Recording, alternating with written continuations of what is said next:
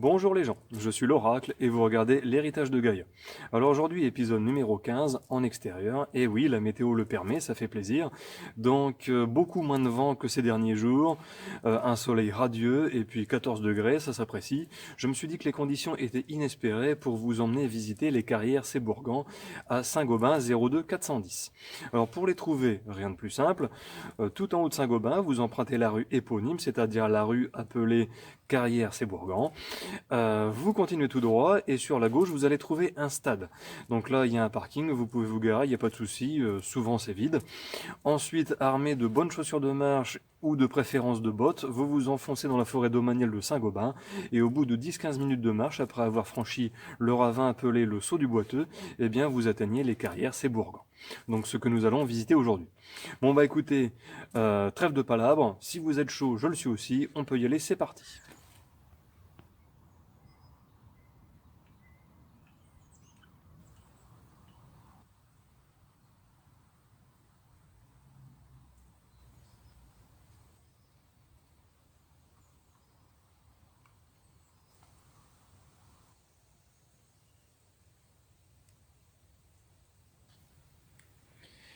Alors, au bout de 2 minutes de marche, on constate que le terrain est bien boueux.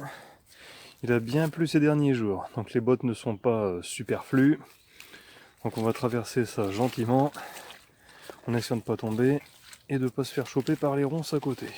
Parce que mine de rien, ça raccroche. Bon, ça va, ça glisse pas trop. Et vous voyez, encore une mare. Puis il y en a une encore là-bas. Vous voyez, je déconne pas, hein. On constate que la pluie a bien tombé ces derniers jours.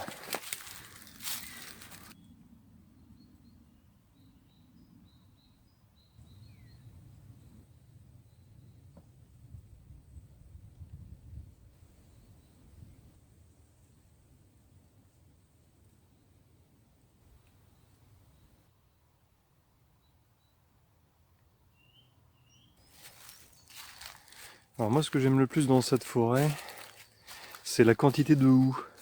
Il y en a partout. Il y a aussi quelques conifères, c'est très sympa.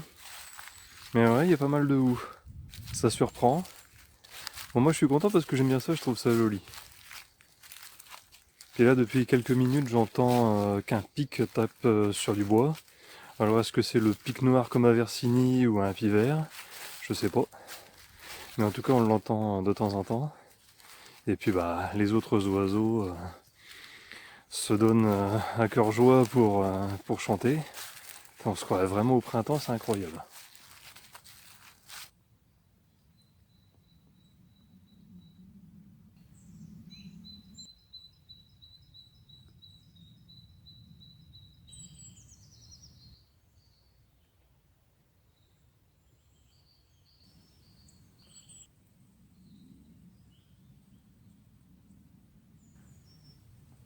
Bon, chers amis, je me permets une petite pause sur le chemin de la carrière, ou des carrières plutôt, parce que depuis le chemin, nous pouvons observer cet immense ravin donc, que nous allons franchir d'ici quelques instants. Et donc ce ravin, ce gouffre, appelez-le comme vous voulez, donc s'appelle donc le Saut du Boiteux. Alors pourquoi le Saut du Boiteux, j'en sais rien du tout, mais d'après ce qu'un ami m'a dit, c'est comme ça que ça s'appelle. Très impressionnant et très beau en même temps. Mais c'est encore plus beau au moment de le franchir. Enfin, je vous montre ça.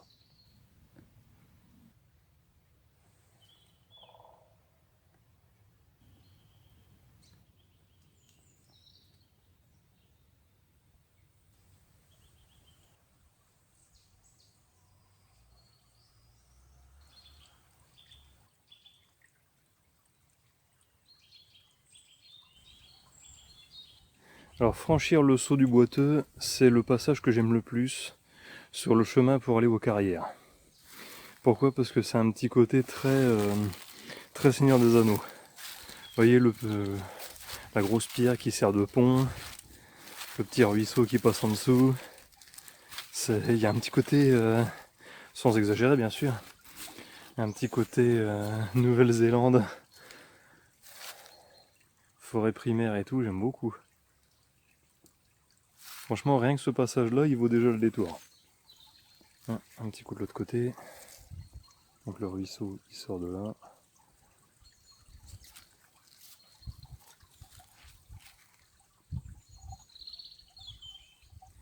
Et nous allons continuer par là. Donc on va monter ce truc-là.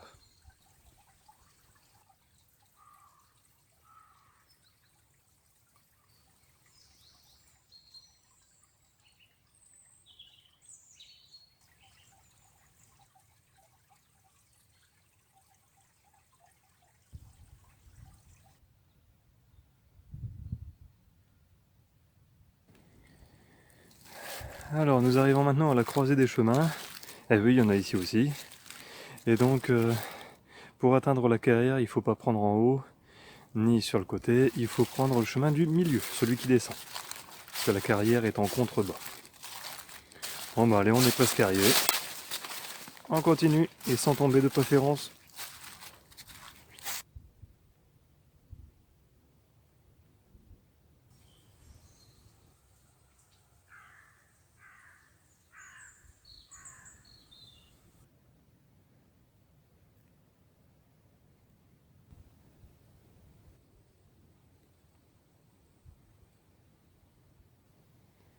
Bon alors les gens, comme je vous le disais, au bout de 10-15 minutes de marche en forêt, je suis arrivé aux carrières Sébourgan de Saint-Gobain.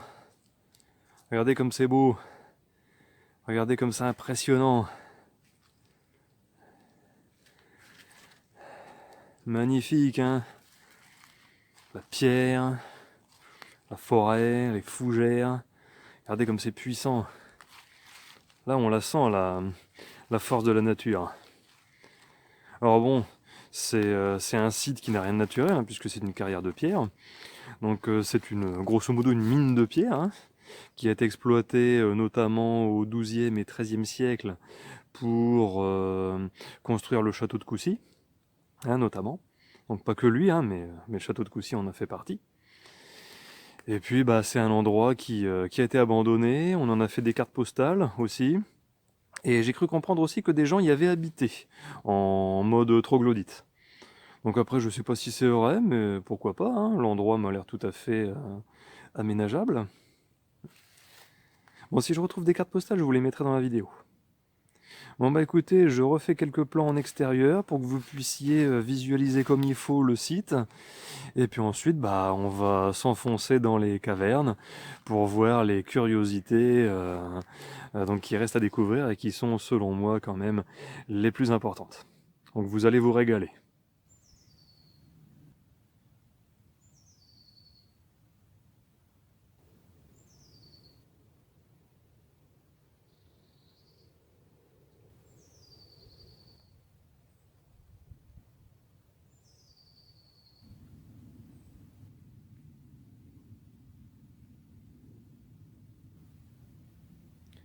Alors, pour commencer notre exploration, nous n'allons pas prendre la première entrée, mais nous allons prendre celle-ci.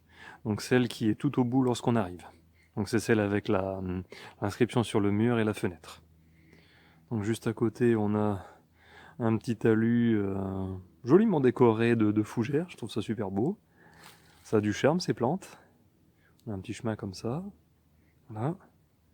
Et donc si vous vous souvenez, donc les autres entrées sont sur la gauche. Voilà. Donc nous on vient de là-bas.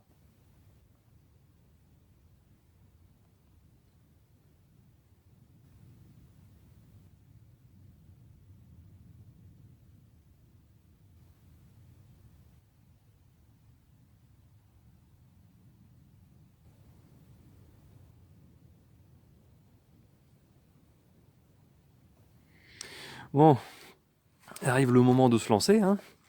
Quand faut y aller, faut y aller. Nous entrons dans le ventre de la terre. Ouh, comme c'est sombre et profond.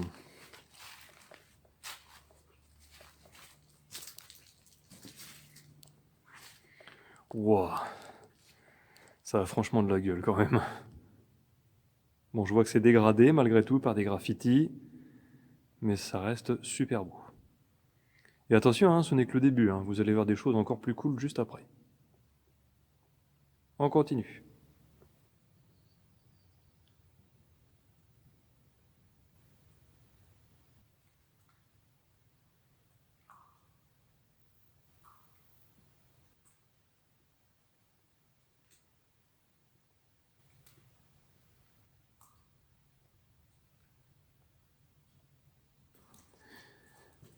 Alors tout juste en entrant sur la gauche, dans la caverne, eh ben, il y a la salle de bain.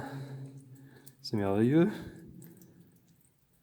Donc on a un écoulement d'eau qui vient du plafond, comme ça.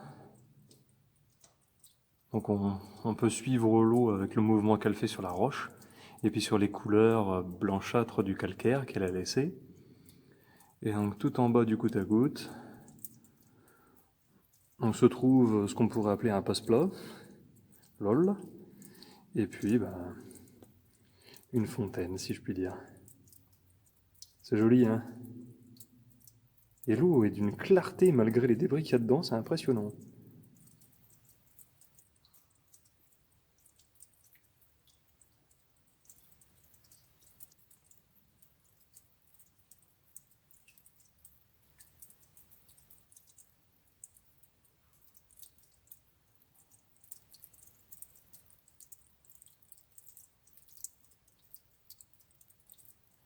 Bon les amis, arrive le moment que vous attendez tous, l'exploration.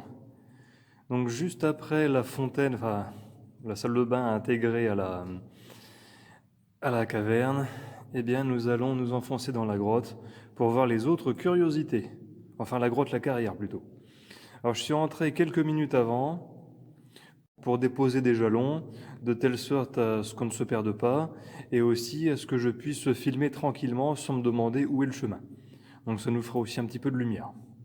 Bon bah écoutez, on va pouvoir y aller.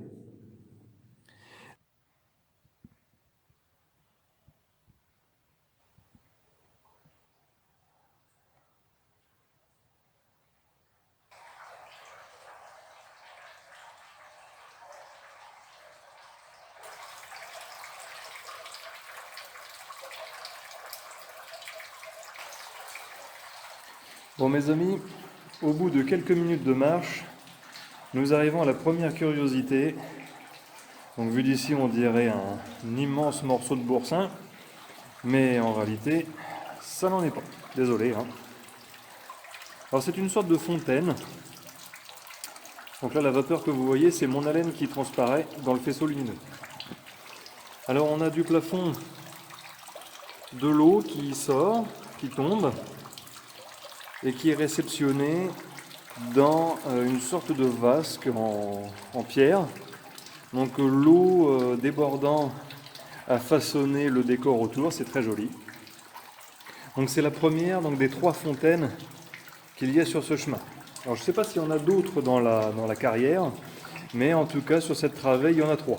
Donc là c'est la première, nous irons voir les 2 autres, rassurez-vous. Alors, je me disais en fait que ça pouvait être fait pour récupérer l'eau. Pourquoi? Parce qu'au milieu de la vasque il y a un bassin, je vous le fais voir, comme ça. Et il y a assez de place pour plonger une bouteille, pour plonger un seau. Et de même, sur le côté, vous avez une sorte de déversoir. Je fais attention à ne pas tomber parce que le chemin est très encombré. Voilà, vous voyez. Et donc là, on a une sorte de dégouttoir, de déversoir. Et donc, on pouvait aisément mettre un seau en dessous pour récupérer de l'eau. Donc, je pense que ça devait servir à ça. Parce que l'eau est très propre. Je suis quasiment certain qu'elle est potable. Hein. Bon, après, c'est que mon avis comme ça à vue de nez. Hein. J'en sais rien. Bon, on continue, les amis.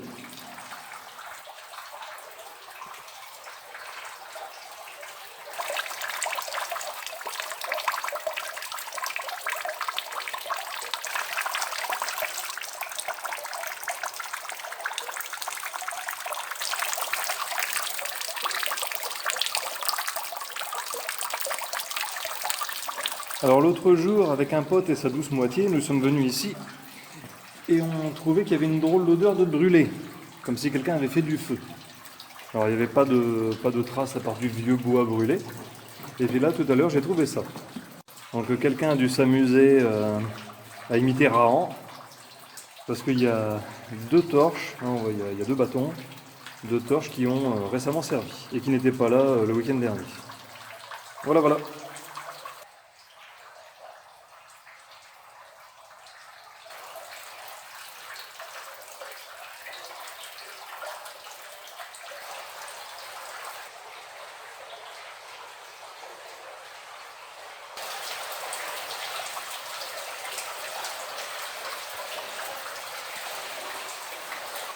Voilà, environ 15 mètres dans l'alignement de la première fontaine, la première vasque, se trouve la deuxième. Donc c'est le même principe, un gros bloc de roche décoré par le calcaire. De l'eau s'écoule du plafond pour tomber dans une vasque, elle-même équipée d'un déversoir. Alors la grosse différence ici, c'est que nous sommes parfaitement entourés d'eau. Et donc il y a facilement 10 à 15 cm d'eau autour de nous. Et puis on peut même voir au fond, sur le sol, des perles de caverne. Donc ce sont des petits cailloux uniquement faits de calcaire, ou alors d'autres minerais qui, en étant trempés dans l'eau calcaire, ont fini par s'en recouvrir. Donc c'est très joli, on emmènera un ou deux en guise de souvenir. Mais pas trop hein, quand même. Regardez ça comme c'est beau. Magnifique. Et les couleurs, incroyables.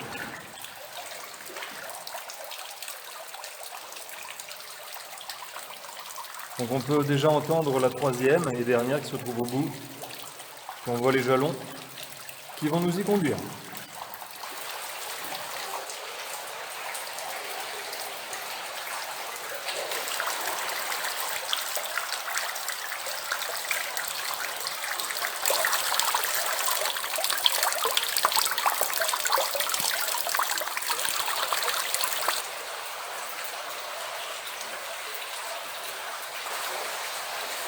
Alors, encore une fois, environ une quinzaine de mètres après la deuxième vasque, nous arrivons au niveau de la troisième et dernière sur cette travée.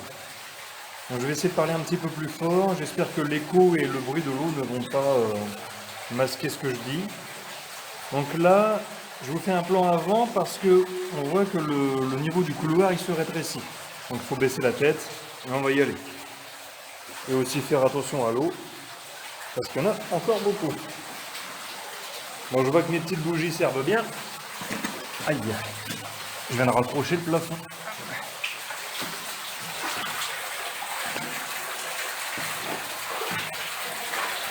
Voilà, ça se dégage. Donc là, encore une fois, hein, trou au plafond, vasque en pierre. Et la petite particularité ici, c'est qu'on a comme une espèce d'établi. Comme si quelqu'un avait construit une table ou un meuble ou je ne sais quoi. Donc c'est en pierre, il y a des barres de fer. Donc là on a toujours les parpaings. Un beau caillou poli par l'eau à côté.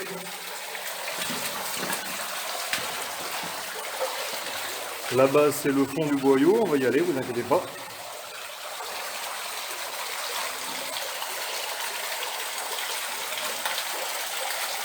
Alors c'est sans aucun doute la source qui coule le plus fort. Elle est plus bruyante et elle est plus abondante en eau. Enfin plus généreuse, pardon.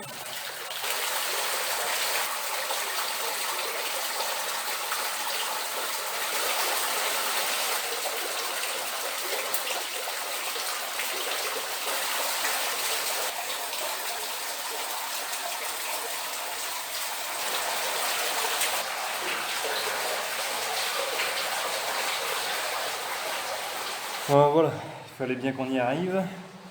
Donc là, environ une quinzaine de mètres encore, derrière la troisième et dernière fontaine de cette travée, nous atteignons le fond du boyau. Ah oui. Hein. Alors là, on a un beau petit bassin. Ah, je vais m'accroupir, ce sera plus simple. Voilà. Donc là, je ne sais pas quelle profondeur il y a, mais il y a peut-être bien 70 centimètres dans ces coins-là, hein. Donc c'est un petit peu léger pour piquer une tête, mais pour se baigner ou tout simplement noyer ses fringues, c'est largement suffisant. Alors l'autre jour avec un pote, on se posait la question de savoir cette eau, où est-ce qu'elle va, puisqu'il n'y a pas de sortie apparente.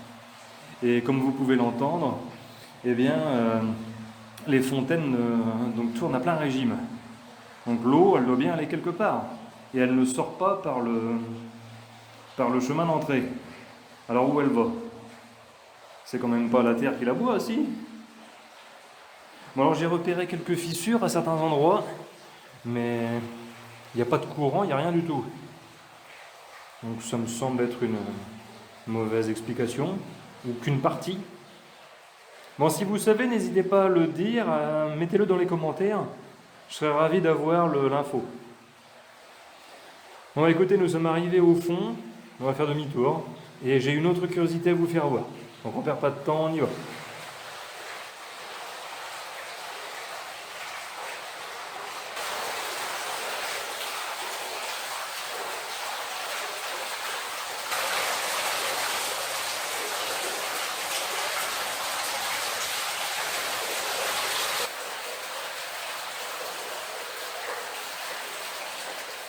Bien, pour voir la dernière curiosité que j'avais à vous montrer, je suis revenu sur mes pas entre la première et la deuxième vasque.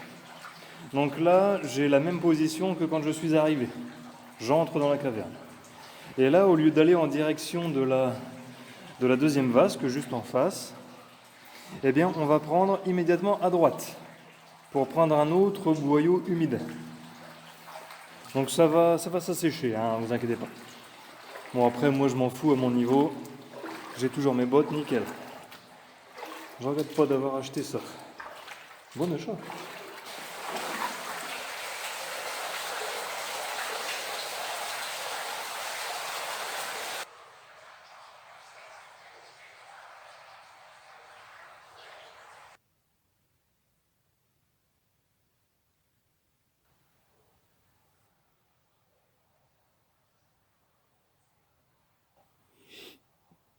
Bon, bah, les gens, au bout de quelques minutes de marche, dans la nouvelle direction que je vous ai indiquée précédemment, se trouve notre dernière curiosité, celle que je vous avais promise. Et quelle curiosité, puisque c'est une chauve-souris. Donc un murin, si ma mémoire est bonne. Donc c'est une petite chauve-souris locale, hein, c'est pas méchant. Mais on va éviter de la déranger trop longtemps. J'essaie de vous faire un plan comme ça sur le côté pour qu'on puisse la voir, puis ensuite on arrête de l'embêter. Voilà. Alors pour la petite histoire, l'autre jour je suis passé avec des amis et donc on est venu ici, c'est là qu'on a découvert les chauves-souris. Et comment dire, on en a trouvé deux. On est revenu quelques jours plus tard parce que l'endroit nous avait bien plu. Enfin, m'avait bien plu, du coup j'avais demandé à revenir. Et donc on est revenu dans le même boyau et on en a trouvé qu'une. Et là aujourd'hui je croisais les doigts parce que la deuxième est revenue. Donc à 3-4 mètres, hein, sur la gauche de la première. Donc on va essayer de pas trop l'embêter non plus. Voilà. Quelques plans pour que vous puissiez bien la voir et puis ensuite hein, on se casse. Voilà. C'est mignon hein, malgré tout. On est loin de la bestiole monstrueuse qui agresse les jeunes filles. Hein? C'est pas un vampire suceur de sang. Bon, eh bien, cette visite se termine. Donc là, ce qui va se passer, c'est que je vais retourner à mon bivouac, entre guillemets. Et puis, je vais poser quelques affaires. Et je vais revenir dans la caverne sans filmer, mais pour récupérer mes jalons. Donc là, mes bougies, tous mes déchets, tout ce que j'ai produit, je repars avec. Il est hors de question de polluer le site. C'est pas possible.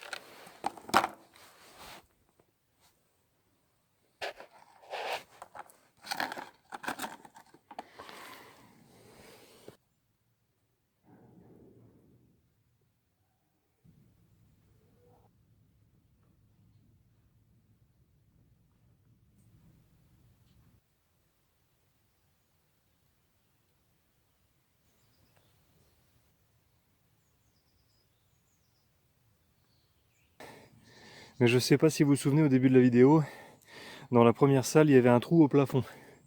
Donc là, je suis monté au-dessus des carrières. Donc j'ai enjambé un petit grillage que j'étais pas censé enjamber, il faut le reconnaître, parce que c'est dangereux. Et voilà le trou que l'on voit de l'intérieur de la caverne. Voilà, voilà. Donc c'est super dangereux. Il y a des petits cons qui se sont amusés à bousiller le grillage. Il fallait pas. Parce que bon, moi je fais attention, mais des enfants ou des gens qui se baladent, ils vont pas forcément se méfier. Donc c'est super dangereux. Faut vraiment pas trop faire le con. Hein. Ouais, j'irai pas plus loin.